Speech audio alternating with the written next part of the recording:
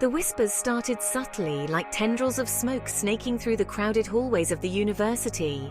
At first, they were just that, whispers, murmurs of speculation about me. But whispers have a way of growing, of gaining momentum until they become a raging firestorm of accusation. And in a place like this, where rumors spread faster than wildfire, it wasn't long before the whispers about her sexuality became deafening roars. My name, once spoken with respect and admiration, was now laced with venom and disdain. I became an outcast, a pariah, shunned by those who once called themselves my friends. The sting of betrayal was a bitter pill to swallow, leaving a permanent ache in my chest. How could they believe the lies, the twisted half-truths spun by those who barely knew me? Isolation became her only companion. The once vibrant colors of campus life faded to a dull gray as she retreated into herself, seeking refuge from the judging eyes and cruel words. The pain of rejection, of being ostracized for something she wasn't, cut deep.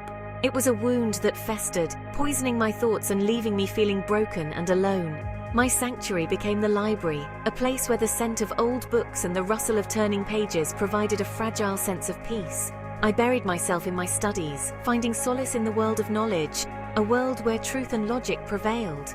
But even within the hallowed halls of learning, the whispers pursued her, a constant reminder of the pain she carried. I watched her from afar, my heart aching for the pain I saw etched on her face. I had known her since freshman year, drawn to her quick wit and infectious laughter. But now the laughter was gone, replaced by a quiet sadness that tugged at my soul. I didn't believe the rumors, not for a second. I saw the truth in her eyes, the kindness that radiated from her very being. He wanted to reach out, to offer her a lifeline in the storm that raged around her, but something held him back. Perhaps it was the fear of becoming a target himself, of being ostracized for associating with the girl everyone seemed determined to destroy. So, I loved her from a distance, my heart a silent symphony of adoration and despair. I would catch her eye across the crowded cafeteria, our gazes locking for a fleeting moment before she would quickly look away, her expression guarded and wary. I knew she felt my gaze, could sense my unspoken feelings, but she never acknowledged me, always retreating further into herself. He became her silent protector, a shadow lurking on the periphery of her life. He would subtly intercept cruel whispers, his gaze a silent warning to those who dared to speak ill of her in his presence. He couldn't erase the pain she carried, but he could at least offer her a shield against the worst of the storm. With each passing day, the walls she had built around her heart grew higher, fortified by the bricks of her pain and disillusionment. She had always been a bright, ambitious student, but now her studies became her sole focus, an escape from the turmoil that consumed her. She excelled in her classes, her intelligence and determination shining through even in the darkest of times. But my triumphs were bittersweet, my victories hollow without anyone to share them with. The joy of learning, once a source of such passion and excitement, was now tinged with a constant undercurrent of sadness.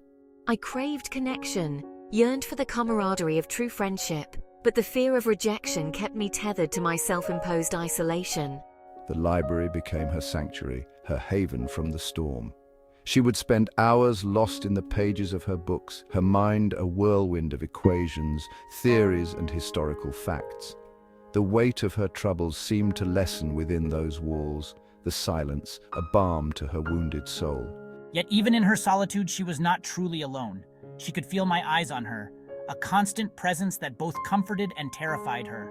I knew she understood, that she saw past the rumors to the person she truly was. But I couldn't bring myself to bridge the chasm that separated us, the fear of further heartbreak proving too strong to overcome. The weight of my unspoken love became a heavy burden to bear.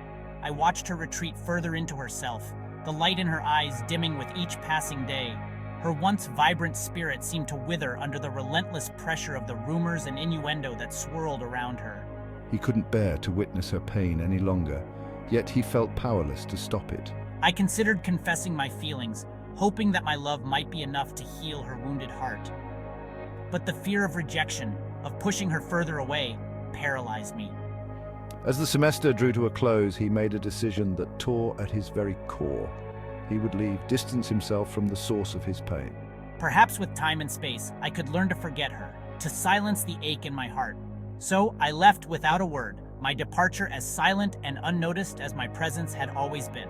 I told myself it was for the best, that my absence would allow her to heal, to rebuild her life without the burden of my unspoken love.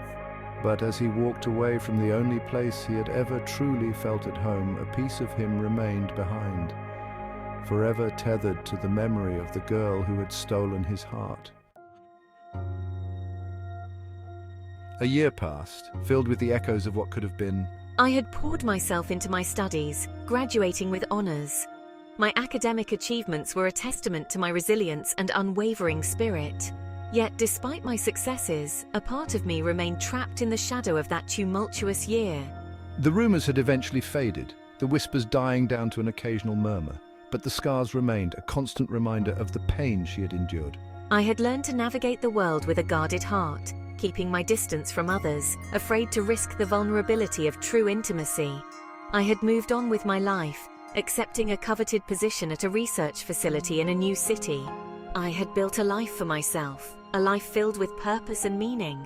But even in her solitude, the memory of his unspoken love lingered, a bittersweet ache in her heart. I often wondered what had become of him, my silent protector, the boy who had loved me from afar. Had he found happiness? Had he ever thought of me?